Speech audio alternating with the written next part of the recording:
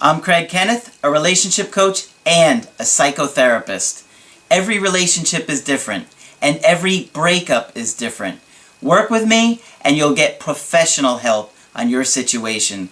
Just click on the link in the description below, or go to my website, askcraig.net.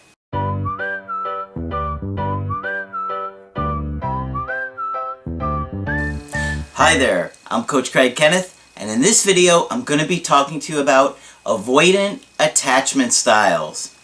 So, I realize I haven't done a video really focusing on attachment styles in a while, and I know that I have thousands of new viewers every week.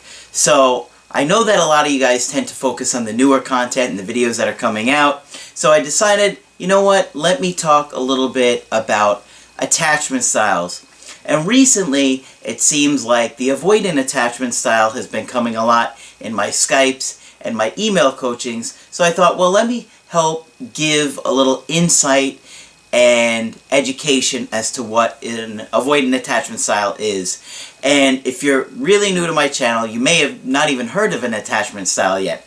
Well, in our early life, in the first really 2 to 3 years of our life, we formed what's called an attachment style. So we bond with our caregivers, whoever our parents may be, and we either form a secure attachment with them where we feel safe with them, where we feel unconditional love, where they're present with us, where they're attentive to us, and most of our needs are met, or we have an insecure attachment to them, where maybe our parents have a mental health issue, or they work all the time, or they are sick, or there could be a lot of different reasons to why a parent is unable to give you the attention and meet the needs that you have, because quite honestly, having an infant is a lot of work. And maybe it was a single parent home, or maybe your grandparents raised you and your parents. There's a lot of different reasons. The point is not to place blame. And when I sit here and talk about your parents doing or not doing the things that are causing you to have your attachment style,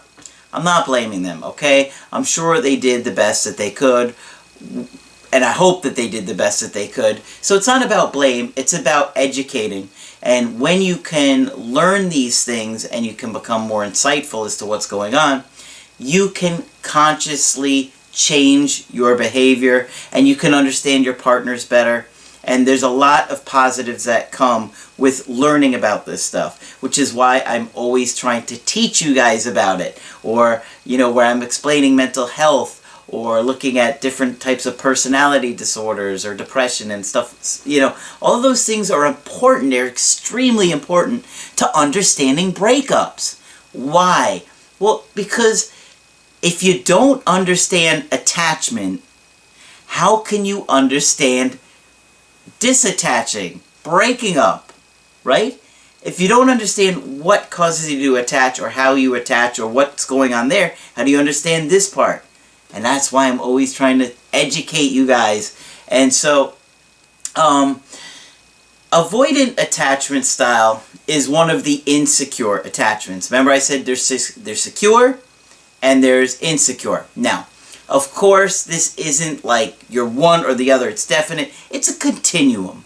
So you could be extremely secure, or you could be extremely insecure, and then there's everything in between. So it's good to understand that. So you might have, now with the insecure, there's two main types.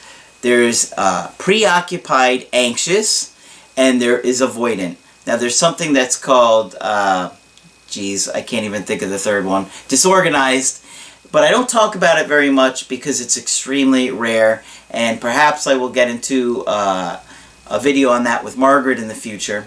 But you have to understand the two main types is preoccupied anxious, and then there is avoidant. The anxious people are always afraid of abandonment, okay? They're always worried that somebody's going to leave them, that their partner is going to walk away or cheat on them or whatever it is. The avoidant people, now they come from a different place, okay? The people that have an avoidant attachment style, they have a very difficult time trusting people, okay? So I have an email today that I'm going to get into, but to start out, what I thought I would do is give a list and discuss a lot of the symptoms you might have if you have an avoidant attachment style. Now, not everybody is going to have every symptom or every behavior, so I know some people will get real nitpicky about this in the comment section. These are general, okay? This is just to help guide you, okay? Not all of them are on here, okay? But this is a good idea. If you have a good understanding of these symptoms here, you'll understand whether you may have an avoidant attachment style or not. And it could be a real shock because a lot of people don't even know that we have attachment styles. But once you understand them, it will change all of your relationships, not your romantic only, but you'll understand your boss better, your friends better, your kids better. Every relationship will change once you can figure out their attachment style and why they are the way they are. It's unbelievable, and it's incredible because not even many clinicians and therapists understand this stuff, that the research is so new. So you're hearing stuff well before many even mental health professionals are, believe it or not. So let's talk about the symptoms of an avoidant attachment style. Well, the main thing that you need to understand is that in their early childhood, they didn't learn to trust people. They didn't learn to trust their caregivers. Now, if you don't learn to trust your caregivers, or that you feel like you can count on your caregivers, it's very, very difficult to trust anybody else. It's your blueprint for this world, and it can change, but it does take work, okay? And it takes a lot of effort and trying to understand what's going on internally so you can change it. So, a lot of you guys are thinking, what is this? I don't understand why this attachment style has anything to do with a breakup and what is going on and how I can reattract my ex. Well, it has a lot to do with what's going on in your breakup and how to reattract your ex. Because, like I said, every situation is different, every breakup is different, and you need to understand not only your attachment style, but your partner's in order to figure out what went wrong in the relationship. So, you got to understand this. The attachment style that we formed with our caregivers, our parents, whoever they may have been, that tends to be the same attachment style we form with our romantic partners. Doesn't tend to be the same with our friends or our coworkers or other family members. It's like the way we were with our parents is the way we are with our romantic partners. Okay? So that's why it's good to understand this stuff. Alright, so the thing about people that have an avoidant attachment style is they just don't attach well. Okay? They don't trust people, so you can imagine the bond isn't strong. It's hard for them to give anybody a real chance because, like I said, the attachment they form with their parents traumatized them, and so they're afraid of trusting again. Okay? So they are a lot easier. It's a lot easier for them to walk away from a breakup. And they're going to be a lot less likely to do work on themselves because they don't think they have a problem. You see, what they tend to do is they tend to sweep their feelings under the rug and they act like they don't exist and they're not even there. Okay? They're very uncomfortable with their own feelings. They don't like to think about them. They don't want to feel them. They don't want to talk about them. They don't want to open up. None of that is going to feel comfortable to an avoidant. Why? Because they grew up in an environment where they didn't feel like they could open up to those people. They didn't feel like they could even share those things with their parents because they felt when they would reach out for their caregivers to get attention and love, that their parents weren't interested in them. Their parents would dismiss them. Oh, go play. Oh, you're all fine. Oh, stop crying. you grow up in that kind of home where every time you have a problem, somebody says, oh, don't think about it, stop worrying about it.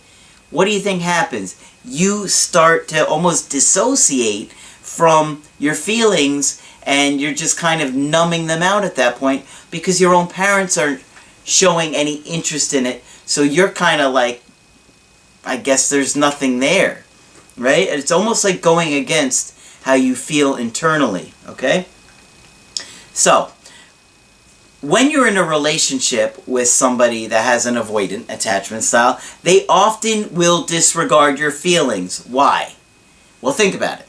If they had their feelings disregarded their whole life, that's their natural tendency to do for themselves. So why would they want to look at your own feelings and deal with that drama? That's how they would put it. I don't want to deal with that because they don't want to deal with their own stuff, let alone yours. Okay? They can be very businesslike and cold. They're not very affectionate. It doesn't feel good to them because they felt so distant from other people in their childhood. It's very hard for them to feel close to somebody else. And oftentimes they prefer casual sex because they enjoy the physical aspect of it and the closeness that they get from that, but they don't want that long-lasting emotional connection because that doesn't feel so good for them. Alright, so if you try and share your feelings with somebody that has this attachment style, oftentimes they're going to accuse you of being overly sensitive, and they're not going to be very nice in the way they say it. They're, oh, stop that. You're always crying. Oh, you're always upset about, oh, you're too sensitive. You're so soft. You're like a girl. A lot of times women will accuse a guy of, if a woman that has an avoidant attachment style will be like, oh, you're just like a girl. You always cause drama like a girl. And they're very turned off by that behavior. They tend to sabotage their relationships because oftentimes if they're feeling too close to somebody, they can't tolerate it. That doesn't mean they don't want you in their life for forever, but they also don't know how to communicate and say, you know, I'm feeling a little bit too close to you right now and I just need some distance, I need some space. So they lash out, they sabotage things, they can complain about you, they can distort reality, you know, making something that you did into a big deal. That way they can act like it's your fault. Oh, you did this to me again. This is why I can't tolerate you anymore. This is why I can't do this anymore. And then they disappear for a couple of days to be safe. But they're distorting reality because they really just didn't want to feel close to you in a lot of cases. Okay? They tend to judge you and be overly critical. And that could be because their parents judged them and were overly critical to them. So now they're projecting their beliefs or those things that they heard onto you. They can lie and hide things from you because they don't want to feel too close or give too much intimacy away. And I think they will stonewall you as well, where they're just not wanting to communicate with you. So there's a lot of different reasons that they might break contact with you or sabotage with you different ways because they just don't like too much closeness. Okay? Now, in my experience, I've seen this as well. Somebody that has an avoidant attachment style will often blame you for things that they are doing wrong. Okay? So, I had an ex that would accuse me of being lazy. I'm not lazy at all. I always work. I never get a break. And so she would say, I'm lazy, and I'm like, I'm not lazy. And then I'm thinking about it, I'm like, you're the one that's lazy. You're the one that's laying around all the time. They project onto you. Remember, they're not really aware and alert and astute to what's going on with them internally. So that's why they kind of blame you for things they're doing. It kind of takes that uncomfortable feeling that they're having about themselves and it distances themselves from what's going on. They can lack empathy and they can appear cold. And, you know, a lot of that may be because they didn't get any empathy or support from their parents as children, so they do the same thing to you. They don't want to admit mistakes or take responsibility. They just will blame you. If you try and talk to them about getting help, most of the time they're not interested in getting help. They don't want to talk about their problems with a therapist. They don't think they have any problems. Oh, they'll be fine. They'll be okay. They tend to be very independent, and they can oftentimes be mistaken as secure. Now, this is my own personal opinion, but I think that women tend to mistake avoidant men for secure more than men do it for women. And the reason is that avoidant men can tend to look very independent and self-sufficient. Well, it looks good, but the reason that they are independent and self-sufficient is not because everything is going great in their life. It's that they don't trust other people, so they're going to be self-reliant and just do it on their own.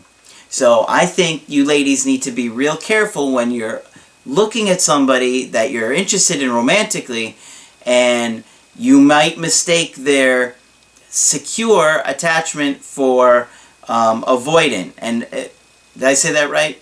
I don't know. You know what I mean though, right? Okay? So you might think this guy is secure, but he's really avoidant. So you want to take a long, hard look at it. One of the things that if you want to do it real simple, and you can just remember it like this, do they trust people? That's one of the first questions that I ask you guys when we talk about your partner in a Skype. Do they trust people? What's going on there? Tell me about that, and we explore that. And if I see that, then I get a better understanding of what's happened, and I can look at the dynamics better. Now, they also feel smothered easily. And that is just because, like I said, that closeness feels awful to them. Unfortunately, you have to understand, they're incredibly hurt. They've been hurt for many, many years. They just don't trust people. It's very sad because we all are biologically hardwired to connect and to feel close to people. So you can imagine what these people are going through, where they're constantly wanting to feel close to somebody, but they can't do it for very long without sabotaging or doing different things to push you away. It's a difficult situation, and I truly feel sorry for them because it's not their fault. Okay? You have to understand, it's not their fault. They grew up in an environment where they didn't get love, affection, they weren't told they were loved or cared about. Maybe they were neglected or abused, maybe physically or sexually abused. Believe it or not, it happens a lot more than you would want to know or even think about. So understand, these people have been incredibly hurt, and it's not their fault, but at the same time, you also need to be aware of what you're getting into. You might not want to date somebody that has an avoidant attachment style. And you have to understand that with that, you're going to see a lot of symptoms, like I talked about earlier. A lot of those symptoms will come up. There's a lot of other symptoms that you could see too, but how many can I cover in one video, right? I mean, do you really want me to go on? Should I just pull out a scroll with a list of symptoms? Anybody that's avoidant is like, oh God, man, now nobody's going to want to date me. You can work on it. It does take help. It does take time, and you do need help to work on that. So, hopefully that gave you a much better understanding of what an avoidant attachment style is, and what are some of the symptoms you would see, and what you're getting into. Okay? So I do have an email here to share with you guys today.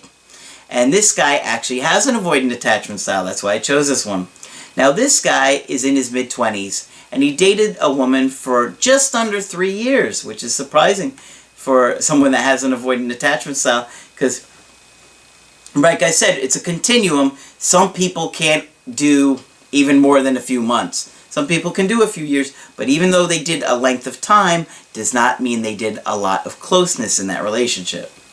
Alright, so He was telling me about the girl that he dated and what her childhood was like. He said that she was brought up in a well-supportive family. Mom and Dad didn't argue that much. She was always quite anxious, and Mom was too. Mom lost her dad at a young age, which impacted her. So the girl that he dated's mother lost her father at a young age. So that's an attachment trauma. So she might be overly suffocating and smothering with her daughter, the one that the guy dated, okay? He said, my ex would always be very punctual to things and would get anxious about being late. I'm willing to bet that one of her parents would stress out about being late, and so she kind of internalized that. She's very attached to her parents and speaks to them a lot. She moved back to her parents' house when she started working. Well, this doesn't sound healthy, right? It sounds to me like the relationship with the parents is probably enmeshed, and they're a little bit too close, and she hasn't really separated and individuated from her parents, which is a really important part of being an adult. Alright, so he said, something I realized after watching your videos is that I have an avoidant attachment style. I pushed her away, and I kept her at a distance when replying to messages, and would sometimes cut off contact because I was afraid of being trapped. She would sometimes ask to see me, and I would say I was busy or tired because I wanted time to myself. This was especially true over the past year when we started doing long distance and we would only see each other once a week. In the months before the breakup, we had several conversations where she would open up about how distant we had become and how she felt like I wasn't being emotionally available. You could see that the girl that he dated is recognizing all these symptoms, trying to bring it to his attention, and he's simply ignoring it. She said I would filter everything I said, which I didn't know how not to do at the time because it was a defense mechanism to avoid being vulnerable. See, I'm glad, you see how he's become insightful to his own symptoms here? Because they're almost lining up exactly with what I told you guys earlier. We broke up while away for a summer break. We were at a dinner one evening, and she was being more quiet than usual. I didn't press her, and there was a moment where we didn't say anything for a few good minutes. We went to bed without speaking much. The next day, she was completely distant, and anything I said, she would be short and borderline rude. So, something happened that night where she was just feeling totally disconnected from him and was done. She wouldn't make conversation at all, and we got through the day without barely saying anything to each other. We slept in different rooms that night. The next morning, I went to speak to her, and she said she couldn't be in a relationship anymore and had been feeling so much anxiety about how different we were and how she would wake up every morning feeling like a weight was there. She had been feeling this way since we started doing long distance, and I had not made any effort. It had gotten to the stage where she had associated me with feelings of anxiety. I asked her if she still loved me, and she said yes, but it wasn't enough, and she didn't have any more energy to give. She said she needed to be selfish and have time to find herself. She said she thought initially we could have a break, but she didn't want to give me false hope, so ended it. She said she needed to work on herself and I should do the same. She cut all contact and deleted me off social media. Ouch. She was really feeling totally disconnected at that point. When she first told me it was over, I realized how much of a douchebag I had been, going to lose her forever. I said I was sorry and asked her for another chance. She said okay. Joking, she said no. It was painful, and I tried to ask her in different ways, but still, it was a no. Yeah, see, you kept trying to push her, because now you were feeling anxiety, the same feeling you had been making her have for most of your relationship. When we got back, I messaged her a few days later and asked her to meet up. When she said no, I said okay and wished her the best. I started watching your videos on attachment and relationships and realized my own attachment issues. I started therapy weekly, exercising, meeting with friends, doing hobbies, and reading self-development books. A week and a half after the breakup, I sent her a handwritten letter.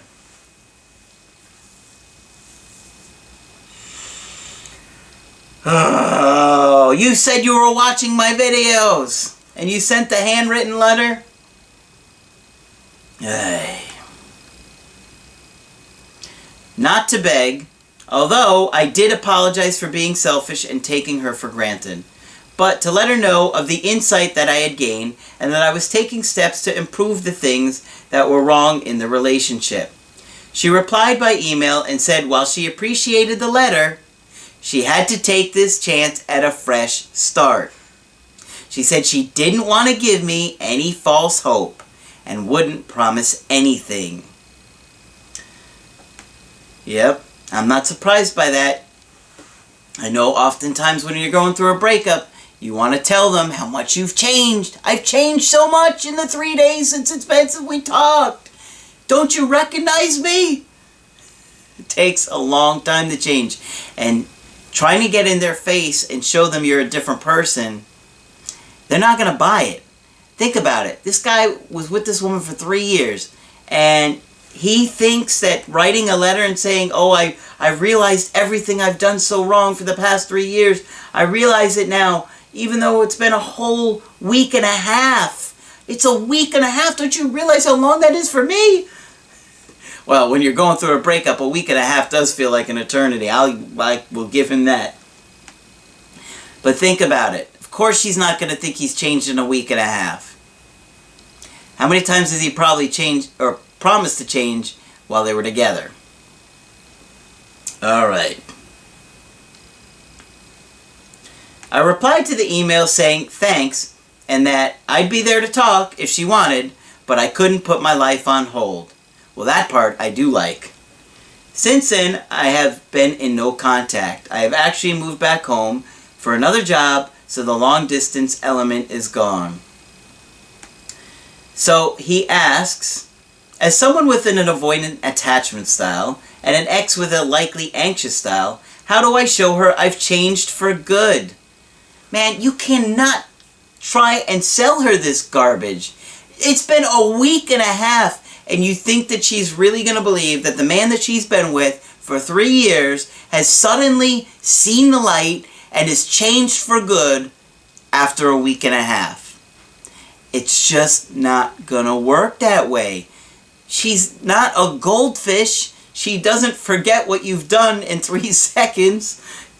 It just isn't the way we reattract somebody. And you tried the letter, didn't work. I tell you guys, a lot of times, and most of the times, I see the handwritten letters completely ignored altogether.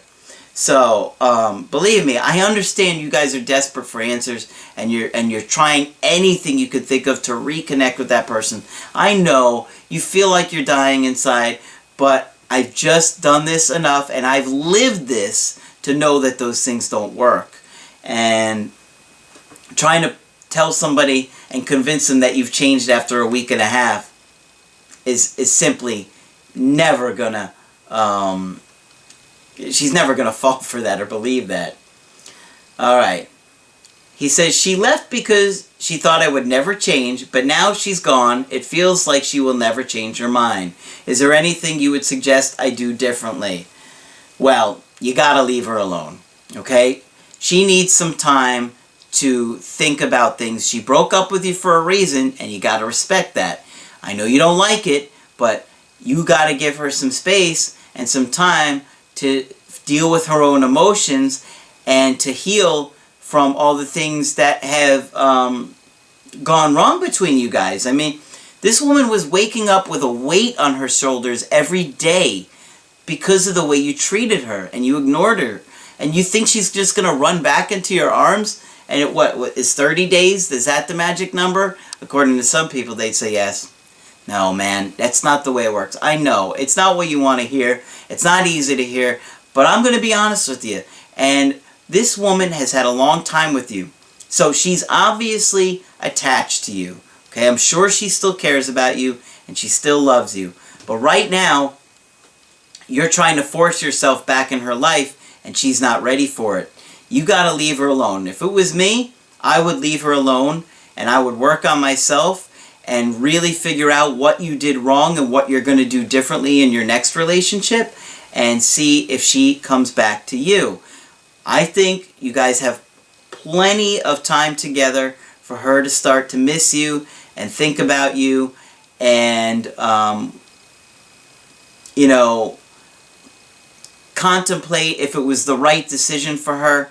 Because, you know, people do get attached to each other. And when we do attach to each other, it doesn't go away overnight. And I know many of you guys, especially those of you who have had attachment trauma, feel like your ex is just going to forget about you and move on. But that's not the way we're wired.